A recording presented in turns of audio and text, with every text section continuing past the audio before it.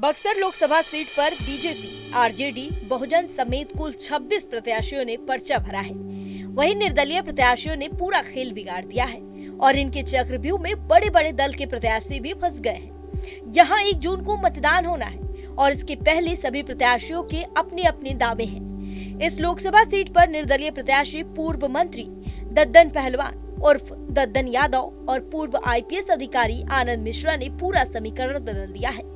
News state ने BJP प्रत्याशी Mithilesh Tiwari, RJD प्रत्याशी सुधाकर सिंह, निर्दलीय प्रत्याशी और पूर्व आईपीएस अधिकारी आनंद मिश्रा और निर्दलीय प्रत्याशी पूर्व मंत्री दद्दन पहलवान उर्फ दद्दन यादव से खास बातचीत की।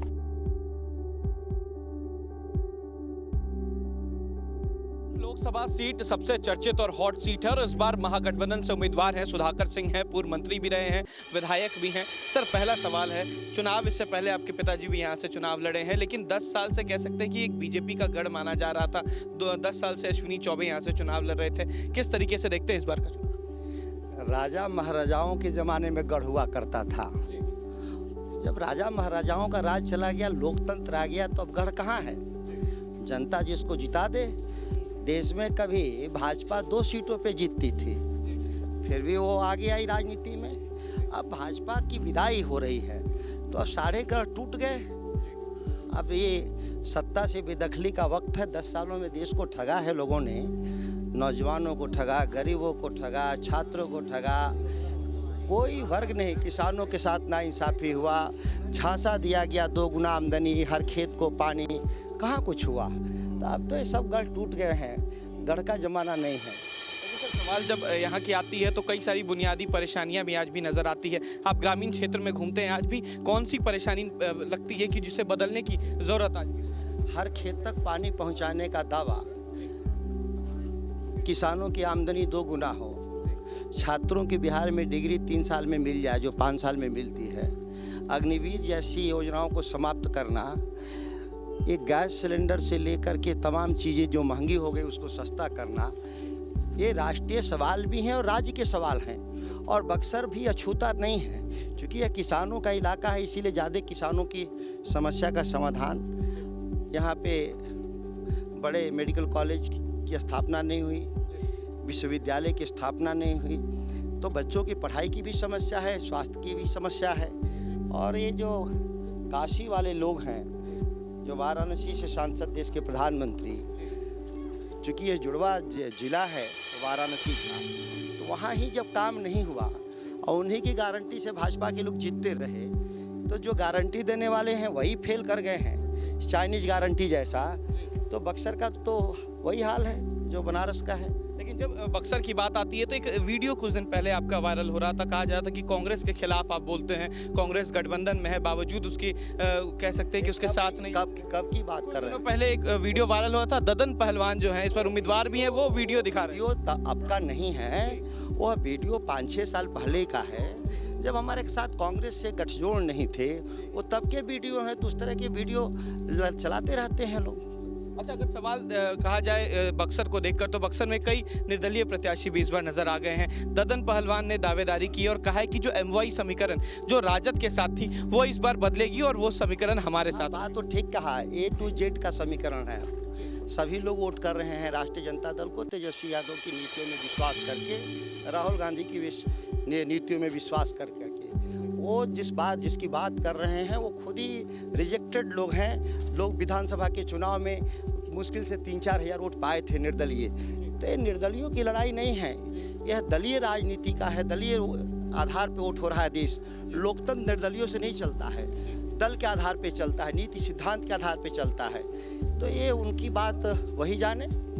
दलीय राजनीति की आपने बात की, लालू प्रसाद यादव ने कुछ दिन पहले भी ट्वीट किया और कहा कि संविधान खतरे में है। क्या इस तरीके से देखते हैं? क्योंकि मोदी सरकार बार बार ये कहती है ना संविधान खतरे में है ना गरीब खतरे में। ये तो उन्हीं भारतीय जनता पार्टी के लोग कह रहे हैं, दर्जनों लोग कह रहे हैं। राष्ट्रीय स्वयंसेवक संघ कहा कि देश का संविधान बदलेंगे हमको, इसी के लिए 400 चाहिए, सरकार बनाने के लिए 272 चाहिए। फिर ये 400 मांग किस लिए रहे हैं? संविधान बदलने के लिए। भारत में लोकतंत्र को टुकड़े टुकड़े करना चाहते हैं, देश के संविधान को टुकड़े टुकड़े लोग करना चाहते हैं। ये टुकड़े टुकड़े गैंग के जो मुखिया देश के प्रधानमंत्री बैठे हैं, उनकी अब चिंता ये है कि हम चुनाव हार रहे हैं तो देश में हम माफ़ी लगा रहे हैं। लेकिन अगर जब बात मिथिलेश तिवारी की आती है, बीजेपी के उम्मीदवार हैं, उनका साफ कहना है कि आप चुनाव में तो उतर गए हैं, आपके पिता को भी शिकस्त मिली थी, आपको भी शिकस्त। जो खुद ही शिकस्त खा के आए हों विधानसभा के चुनाव में, मिथिलेश तिवारी तीसरे स्थान पे थे जहां से वो एमएलए थे, वो दूसरे को क्या शिकस्त देंगे। मैं तो एमएलए हूं, मैं जीता हुआ एमएलए हूं, मैं पूर्व कृषि मंत्री था बिहार का। वो कहाँ चुनौती देंगे, मेरा घर है, हम इस मिट्टी में पले बढ़े हैं, इस मिट्टी से कड़कड़ से वाकिफ हैं। ये गोपालगंज बाढ़ग्रस्त इलाके से आए हुए विस्थापित लोग बक्सर में, इस बार बक्सर अपनी राजनीतिक आज़ादी की भी लड़ाई लड़ रहा है, स्वाभिमान की लड़ाई लड़ रहा है। बाहरी लोग तो इसमें कोई लड़ाई में रहेंगे भी नहीं। अगर बक्सर की बात आती है तो छोटा काशी कहा जाता है कि श्री राम की वो विद्या जो है, ज्ञान जो है यहाँ प्राप्त हुआ था, लेकिन कहीं ना कहीं अब वंचित नजर आ रहा है, चीज़ें यहाँ पर आज भी नहीं बन रही हैं। क्या एक ये मुद्दा किया ये भारतीय जनता पार्टी जो राम जी के नाम पे राजनीति किए, जहाँ उनकी शिक्षा स्थली पर राम के लिए क्या किया उन्होंने, ये ठग रहे हैं लोग। वो अपने वोट की राजनीति कर रहे हैं, उनको भगवान राम से कोई लेना देना नहीं। उनकी दुकानदारी चली इस देश में पॉलिटिकल पार्टी के रूप में भगवान राम के नाम पर। भगवान राम अब देख रहे हैं कि अब इन लोग को दंडित करने का वक्त आ गया है भारतीय जनता पार्टी को। आखिरी सवाल है, क्या मानते हैं कि इस बार धर्म के नाम पर, जातीय के नाम पर यहाँ पर कह सकते हैं कि वोट मिलेगा? क्योंकि एक वर्ग ऐसा भी होता है जो सबसे ज़्यादा होता है, यादव समुदाय के लोग जो हैं, अगर यहाँ कंस्टिट्यूएंसी की बात की जाए, लोकसभा की बात की जाए तो सबसे ज़्यादा है, तो जातीय फैक्टर भी रहेगा। जी मैं कहा ना कि तेजस्वी जी ने कहा कि A to Z सभी का वोट मिलेगा, काम भी सभी के लिए किए हैं। 5 लाख नौकरियाँ दी हैं, किसी जाति को दिए हैं क्या? सभी के लिए दिए। वो 5 लाख नौकरी मिला, वो जो टीचर बने और डॉक्टर, वो किसी एक जाति की सेवा कर रहे हैं क्या? वो सबकी सेवा कर रहे हैं जा करके, तो सबका वोट मिलेगा। लेकिन ये 5 लाख नौकरी तो नीतीश कुमार ने दी है, उनका साफ कहना है कि मुख्यमंत्री देते हैं, उप नीतीश कुमार के प्रवक्ता हैं क्या? जी नहीं, लेकिन ये सवाल नीतीश कुमार नहीं कहा कि मुख्यमंत्री देता है, उप मुख्यमंत्री। वो सवाल वो गलत किए देश के राज्य के मुख्यमंत्री, तो आप कंडेम्ड करिएगा कि उनका जय जयकार करिएगा आप मीडिया के रूप में? मैं तो आपसे वो सवाल कर रहा है कि क्या मानते हैं, ये आपको लगता है कि वो सही बोल रहे हैं? उनको किसी ने नौकरी देने से रोका था क्या पहले? अगर वो नौकरी दे देते, वैकेंसी नहीं रहती तो हम कैसे भर देते? खाली छूटा था बिहार में तभी ना हम भरे। तो क्यों खाली छोड़ा नीतीश कुमार ने? कहा भी था 2020 के चुनाव में कि संभव नहीं है नौकरी दे देना, ये अपने बाप के घर से पैसा लाएंगे। वो वीडियो नीतीश कुमार को आपने क्यों नहीं दिखाए? फिर भी आप कंफ्यूज है। डिजिटल लाइब्रेरी में जो रिकॉर्डेड है, उन सवालों को आप फिर वापस दिखा दीजिए नीतीश कुमार को कि आप तो कहते नौकरी नहीं मिलेगी। तो नौकरी जो दी हो तेजस्वी जी के प्रयोग सहयोग से हुआ, उनकी मेहनत से हुआ। जिस नौकरी का सर आप जिक्र कर रहे हैं, कहीं ना कहीं बीजेपी इस पर भी सवाल खड़ा करती है। उनका कहना है कि इसका सृजन जो है वो एनडीए की सरकार में हुआ था, इसका सृजन तेजस्वी यादव। किस बीजेपी की बात कर रहे हो? तो 2 करोड़ नौकरी का झांसा दे के देश में आए थे ना। 10 साल में 20 करोड़ लोग को नौकरी दे दिया होता तो कोई आदमी बचता कि जिसको हम नौकरी देते थे? जिसको नौकरी देने के लिए कोई बच्चा बचता ही नहीं। तो झूठों की क्या बात कर रहे हैं भाई? वो उनका काम हो गया, उनकी पार्टी के कार्यालय देश भर में बन गए, अडानी अंबानी अमीर हो गए, जिसके लिए वो आए थे, जिनके पैसे के बल पर वो राजनीति कर रहे थे। और इलेक्टोरल बॉन्ड के जरिए जाहिर हो गया, सत्यापित हो गया कि किस तरीके से देश के लोगों को तंग करके, पैसा वसूल करके, और मीडिया चैनल को खरीद लिया लोगों ने। सभी आप डिजिटल स्पेस को खरीद लिया उन्होंने, प्रिंट मीडिया को खरीद लिया लोगों ने। आप देख लीजिए ये लोकतंत्र बचेगा कैसे? चौथा खंभा ढह चुका है इस देश में। विश्वास करिए, आप उसके अंग हैं, आपके मालिकान वो लोग हैं जो मोदी के एजेंट हैं। आपकी बात नहीं कर रहा हूँ, आपके हाथ में चैनल नहीं है। वो चाहेंगे तो जितने मेरे इंटरव्यू वो चलेंगे या नहीं चलेंगे वो आप ही तय करेंगे, आपके मालिकान तय करेंगे, और मालिकान मोदी की बात कर रहे हैं।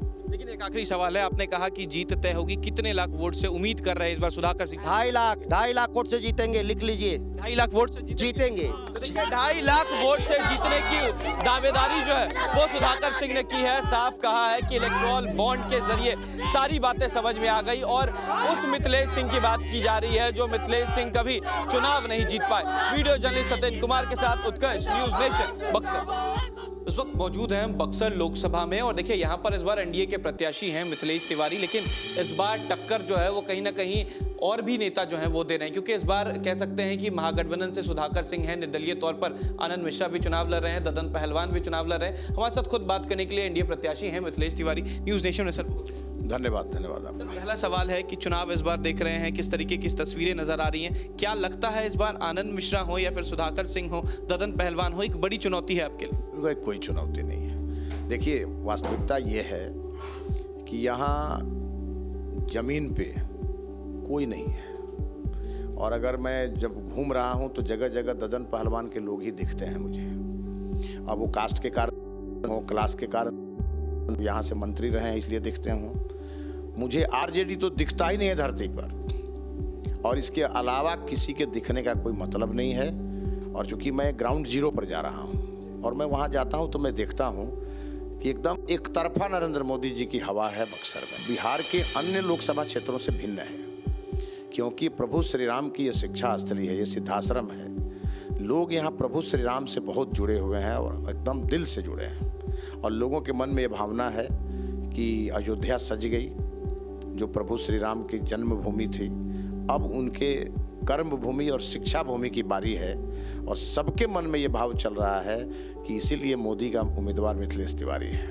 सर सवाल ये भी, आपने कहा कि ददन पहलवान के लोग नजर आते हैं कि जातीय समीकरण सबसे बड़ा फैक्टर बक्सर में भी नजर आता है, और कहीं ना कहीं सबसे ज्यादा वर्ग आबादी जो है वो भी यादव समुदाय की है। सुधाकर सिंह भी उम्मीदवार उतर चुके हैं आरजेडी से, आपने कहा ददन पहलवान निर्दलीय तौर पर हैं। आनंद मिश्रा के साथ युवा वोटर जो है वो कहीं ना कहीं नजर आ रहे हैं, कह रहे हैं कि इस बार बदलाव जरूरी है, युवा चेहरा आना चाहिए। तो बीजेपी ने तो बदलाव कर ही दिया है, अब कौन सा बदलाव चाहिए? और ये सब जो है ना यूट्यूब पर है, ये सब सोशल मीडिया पर है, धरती पर नहीं है। और मैं आपको बता दूं, ये निर्दलीय प्रत्याशी दिन भर पीला गमछा ओढ़ के घूमते हैं और रात भर हरा गमछा के अंदर में रहते हैं, और यह पूरा बक्सर जान चुका है। वो कौन व्यक्ति है जो निर्दलीय प्रत्याशी के नामांकन समारोह का संचालन कर रहा था, और वो उसका फोटो वायरल हो रहा है जगदानंद सिंह जी के साथ? तो ये राष्ट्रीय जनता दल की बी टीम है, जो बाना तोड़े हुए है सनातन का, लेकिन अंदर अंदर सनातन को डैमेज करने का प्लान इनका है। लेकिन बक्सर की जनता बहुत होशियार है, बहुत बुद्धिमान है, ऐसे लोगों के झांसे में आने वाली नहीं है। आपने कहा कि बीजेपी ने उम्मीदवार को बदल दिया, अश्विनी चौबे के बदले इस बार आपको यहाँ से एक बड़ी जिम्मेदारी दी गई है। किन किन मुद्दों पर मिथिलेश तिवारी इस बार जनता के बीच आए? देखिए, एक तो हमेशा जब लोकसभा का चुनाव होता है तो राष्ट्रीय मुद्दे रहते हैं, देश की सुरक्षा, गरीबों का कल्याण, सांस्कृतिक जो हमारी धरोहर है उसको आगे ले आने का पूरा प्रयास जो मोदी जी लगातार कर रहे हैं। और बक्सर में जो मुद्दा है, बक्सर को राष्ट्रीय और अंतर्राष्ट्रीय फलक पर लाना है, क्योंकि बक्सर एक तरफ जहाँ माँ गंगे का यहाँ उत्तरायण गंगा है बक्सर में, और बनारस में भी उत्तरायण गंगा है, इसीलिए बार बार बनारस और बक्सर कनेक्ट हो रहा है। अगर बनारस में बाबा विश्वनाथ जी हैं तो यहाँ बाबा रामेश्वर नाथ और बाबा यहाँ पे ब्रह्मेश्वर नाथ है। तो ये पूरी तरह अयोध्या से और बनारस से कनेक्ट है बक्सर। प्रभु श्री राम ने जन्म लिया अयोध्या में, लेकिन शिक्षा पाया बक्सर में। तो आप बक्सर के किसी गांव में जाएंगे तो लोग भगवान राम से जुड़े हुए हैं। और जब मैं ये बात कहता हूँ कि बक्सर का विकास बनारस के तर्ज पे होगा, तो लोगों के अंदर एक खुशी की लहर दौड़ जाती है, क्योंकि जैसे बनारस के घाट आज चमक रहे हैं, वैसे बक्सर के घाट भी आगे चमकेंगे। वो एक पूरे कॉरिडोर का निर्माण हम लोग करेंगे, जिसको लेके हम लोगों ने संकल्प लिया है, और 5 साल में उसको सिद्धि तक पहुंचाएंगे। तो पूरी तरह, और बक्सर में आप जहाँ जाएंगे हर गांव में मंदिर, हर गांव में धाम। तो सबसे जरूरी है कि बक्सर को एक पर्यटक स्थल के रूप में विकसित किया जाए, ताकि देश दुनिया के पर्यटक यहाँ आएँ। तो जब पर्यटकों का आना यहाँ शुरू होगा तो आप देखेंगे यहाँ के लोकल लड़कों को, लोकल युवाओं को रोजगार भी मिलना शुरू होगा। आखिरी सवाल है, अश्विनी चौबे का टिकट कटा, कहीं ना कहीं एक उनकी भी नाराजगी थी, लेकिन अश्विनी चौबे को लेकर लोगों में भी एक नाराजगी थी। लोगों का कहना था कि काम जो है वो नहीं हुआ। इस बार उम्मीद आपसे है जनता की, जनता के जो उम्मीद है उसको पूरा करें। देखिए, अश्विनी चौबे जी ने ऐसा नहीं है कि काम नहीं किया है, उन्होंने काम काफ़ी किया है। यहाँ पे आप देख सकते हैं मेडिकल कॉलेज बन रहा है, इंजीनियरिंग कॉलेज बन रहा है, पॉलिटेक्निक कॉलेज बन रहा है, आपका चौसा का पावर प्लांट है। ये अलग बात है कि वहाँ किसानों के आंदोलन का भेंट चढ़ गया, उसको भी हम ठीक करने में लगे। ये बात तय है, मैंने पहले दिन कहा है कि जो कार्य अधूरे रह गए हैं, अश्विनी चौबे जी ने जो कार्य शुरू किया और अधूरे रह गए, उसको पूरा करना मेरी प्रथम जिम्मेवारी है। और उसके बाद बहुत ऐसे काम यहाँ बक्सर में होंगे जिसकी कल्पना भी लोगों के मन में नहीं होगी। और मैं बार बार कहता हूँ मंच से कि 50 साल का काम मैं 5 साल में करूँगा। और मेरा ये मानना है कि जब दशरथ मांझी पहाड़ का सीना काट करके रास्ता बना सकते हैं, तो मिथिलेश तिवारी तो मोदी जी का एक सदस्य है ना, मोदी टीम का सदस्य है, तो मिथिलेश तिवारी क्यों नहीं बक्सर में कर सकता? और ये मैं करूँगा। मैं आपको आज बता रहा हूँ, आप इसको लिख लीजिए। 5 साल बाद आप मेरा इंटरव्यू करिएगा तो आप इस बात के लिए मुझे शाबाशी दीजिएगा कि आपने जो कालबद्ध अपनी योजना बनाई वो आज धरती पर उतर चुका है। बहुत शुक्रिया। ये थे हमारे साथ तो मिथिलेश तिवारी साफ कहा है कि 5 साल में वो काम करके दिखाएंगे जो 50 साल में नहीं होता। इतना ही नहीं, उन्होंने इशारों में सुधाकर सिंह और आनंद मिश्रा को लेकर भी कहा कि ये दोनों एक दूसरे की बी टीम है। वीडियो जर्नलिस्ट सतीन कुमार के साथ उत्कर्ष न्यूज़ नेशन बक्सर में निर्दलीय प्रत्याशी के तौर पर इस बार ददन पहलवान चुनाव में उतर गए हैं। और जब से चुनावी शंखनाद किया है तब से कहीं ना कहीं जो एनडीए के प्रत्याशी हैं, जो महागठबंधन के प्रत्याशी हैं या निर्दलीय तौर पर आनंद मिश्रा हैं, कहीं ना कहीं तमाम लोगों की एक परेशानी बढ़ गई है। हमारे साथ बात करने के लिए खुद है बिहार सरकार में पूर्व मंत्री भी रहे हैं ददन पहलवान। सर, पहला सवाल है कि जिस तरीके से बातें सामने आई कि आप चुनाव लड़ने आए तो कहीं ना कहीं परेशानी का सबक लोगों में नजर आ रहा है। लोग जो प्रत्याशी हैं वो डर गए हैं आपसे। अब देखिए, डरने की मेन कारण है कि हमारा जो शोषित दलित गरीब लोग कहलाते हैं, इनका वोट 16 लाख है। और जो लोग जो उम्मीदवार हैं उन लोग की जाति बिरादरी का वोट मात्र 4 लाख है। तो 4 लाख में 16 लाख में तो अंतर है ही। और 4 लाख में भी हमारे प्यारे दुलारे या हमारे संबंधी नेवता हकारी चलने वाले बहुत ब्राह्मण राजपूत बुनियार में भी हमारे लोग हैं।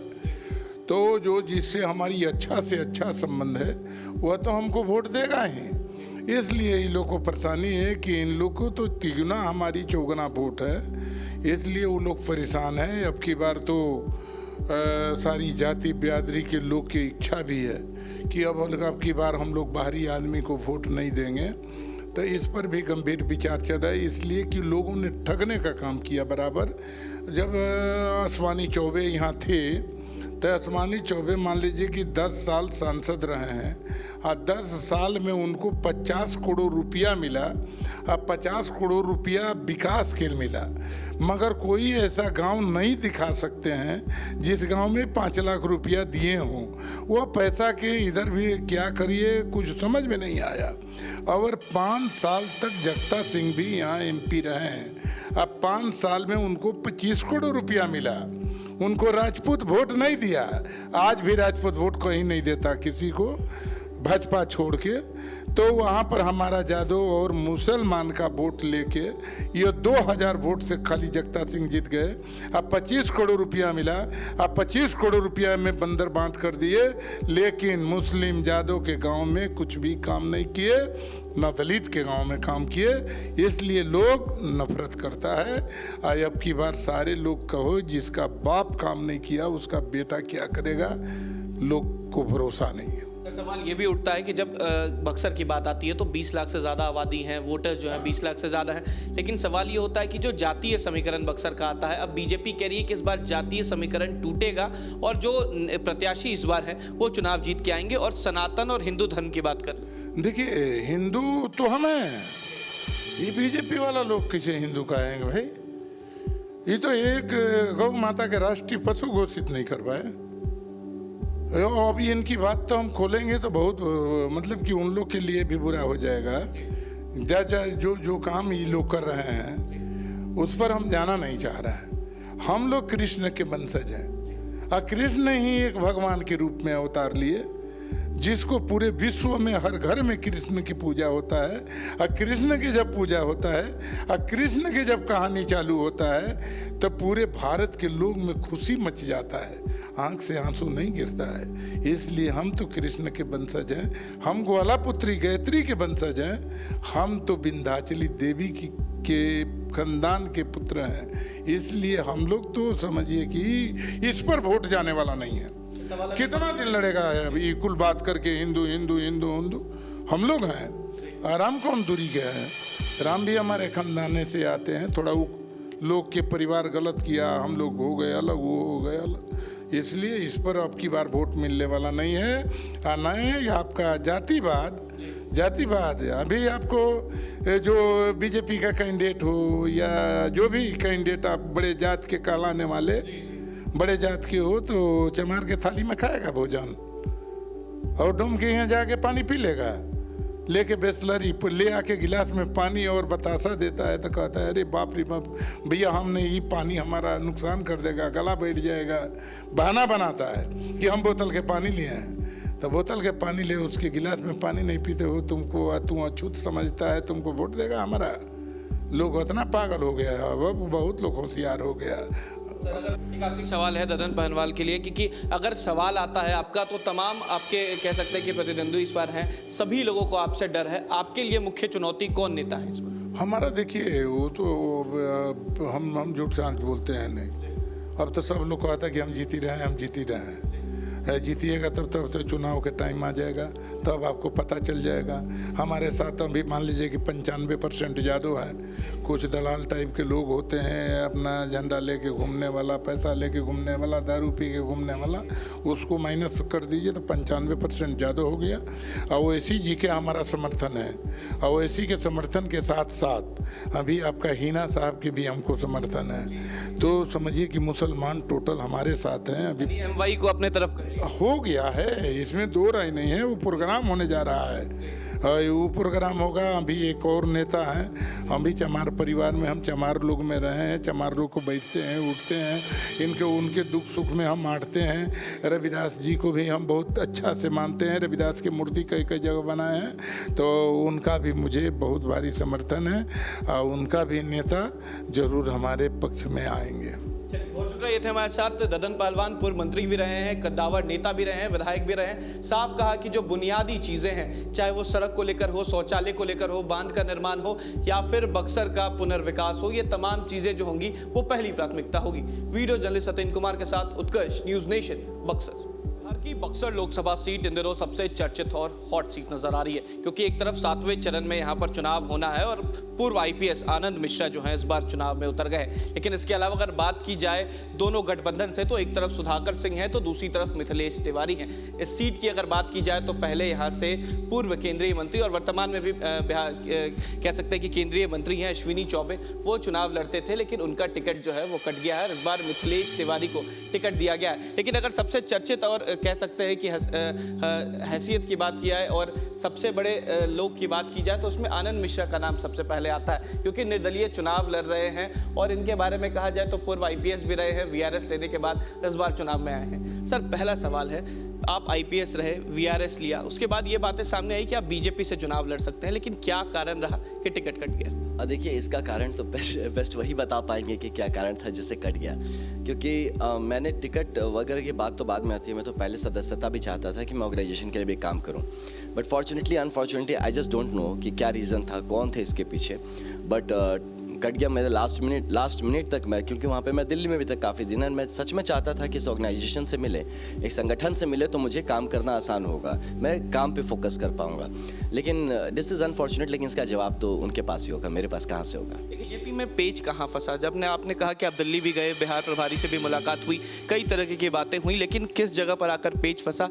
क्या कोई नेता या किसी की वजह से कहा जा सकता है कि ये परेशानी देखने को मिली? देखिए, मैं तो उड़ती उड़ती खबरें ऐसी आती हैं ना कि किसी ने उस पर मुझे रोकने से ज़्यादा मुझे लगा कि किसी और को प्रमोट ज़्यादा किया गया, तो ये रीज़न रहा। इट्स नॉट कि मेरे अगेंस्ट कुछ नहीं था, किसी के फॉर्म में ज़्यादा था, तो उसमें किसी एक का ही होगा। तो जितना मुझे पता है, तो मैं तो एकदम मतलब अभी कोरा स्लेट हूँ ना, तो मेरे अगेंस्ट कोई क्या ही करेगा, क्यों रोकेगा मुझे? मैं तो कुछ पॉलिटिकली कुछ किया भी नहीं हूँ, एक्टिव भी नहीं हूँ, कुछ नहीं है। तो ये आई बिलीव कि कुछ और इंटरेस्ट ग्रुप्स होंगे जिसका कुछ एक पर्टिकुलर रहा होगा एजेंडा कि एक पर्टिकुलर लाइन में चलना है, तो वो उस लाइन में चलने में मेरा लाइन कट गया, बस इतना ही है। अगर आनंद मिश्रा चुनाव में आ गए हैं, राजनीति में आ गए हैं, प्रतिद्वंदी को किस तौर पर देखते हैं? क्योंकि एक तरफ बीजेपी है, एक तरफ अगर बात की जाए तो महागठबंधन है, दो ऐसे नेता हैं जो पहले भी चुनाव लड़ चुके हैं, जीत चुके हैं कई जगहों पर। ददन पहलवान भी आपके साथ निर्दलीय चुनाव में लड़ रहे हैं, तो अगर कह सकते हैं इस चुनाव को देखा जाए तो सबसे ज़्यादा परेशानी कहाँ पर आएगी आनंद मिश्रा? नहीं, देखिए, मैंने पर्सनली बताया, मैं कॉम्पिटिटिव पॉलिटिक्स में नहीं जाना चाहता। मैं एक सकारात्मक राजनीति में होना चाहता हूँ, जिसमें कि हमारा सेट टारगेट क्या है, करीब 20 लाख हमारे यहाँ पे वोटर्स हैं, तो मैं पूरे 20 लाख को टारगेट कर रहा हूँ कि पूरे 20 लाख को, क्योंकि मेरा एजेंडा ही विकास का है, जो मेरा एजेंडा है बक्सर के लिए, उसमें उस पूरे 20 लाख लोग जो वोटर्स हैं उनका इंटरेस्ट जुड़ा हुआ है, तो वो उनके ही इंटरेस्ट में जब मैं काम कर रहा हूँ तो क्यों ना हमारा साथ दें, मेरा वो टारगेट है। तो इसलिए देखा जाए तो कंपटीशन में सोचता नहीं हूँ, बट ये देखा है कि ददन पहलवान जी का थोड़ा सा मैंने देखा है कि अच्छा इन्फ्लुएंस दिखा मुझे ग्राउंड पे, मैं ज़मीन पे उतर रहा हूँ ना, और बाकी तो एज सच मैं बहुत ज़्यादा किसी को लेके कमेंट नहीं करूँगा, बट है थोड़ा कंपटीशन रहेगा, कॉम्पिटिटिव पॉलिटिक्स भी है रहेगा। I am waiting to watch कि अभी आने वाले कुछ दिनों में किस तरह से ये चेंज ओवर होता है। क्या चुनाव जीतते हैं आनंद मिश्रा तो क्या गठबंधन के साथ जाएंगे या साफ तौर पर सीधा कहा जाए बीजेपी के साथ जाएंगे? नहीं, देखिए ऐसा बिल्कुल नहीं है, मैं उसके साथ रहना पसंद करूंगा जो मैं इन जितने बुनियादी मुद्दों की बात की, जो मुझे प्रॉमिस करे कि मैं आपके ये सारे मुद्दे, क्योंकि मैं यहाँ का रिप्रेजेंटेटिव बन के, मैं खुद के लिए नहीं जा रहा हूँ, मुझे नहीं बनना मंत्री, मुझे कोई पोस्ट नहीं चाहिए, मेरे इन लोगों का ये इश्यूज आप रिजॉल्व कर दीजिए, ये जैसे रिजॉल्व हो जाएगा मैं बताता हूँ, I will be more happy. तो जो इसको करके दे देगा, मेरे सारे इनके प्रॉब्लम्स रिजॉल्व कराने में मदद कर देगा, मैं उनके साथ रहूँगा। बहुत शुक्रिया। ये थे हमारे साथ तो निर्दलीय प्रत्याशी बक्सर से आनंद मिश्रा। साफ कहा कि आज भी बुनियादी चीज़ों का अभाव जो है वो बक्सर में नजर आता है, और सबसे पहला अगर मुद्दा कोई होगा तो वो स्वास्थ्य है। साथ ही साथ युवाओं को लेकर कहा कि युवाओं के बेहतर जिंदगी के लिए आगे काम करूंगा। वीडियो जर्नलिस्ट सत्येंद्र कुमार के साथ उत्कर्ष, न्यूज़ नेशन, बक्सर।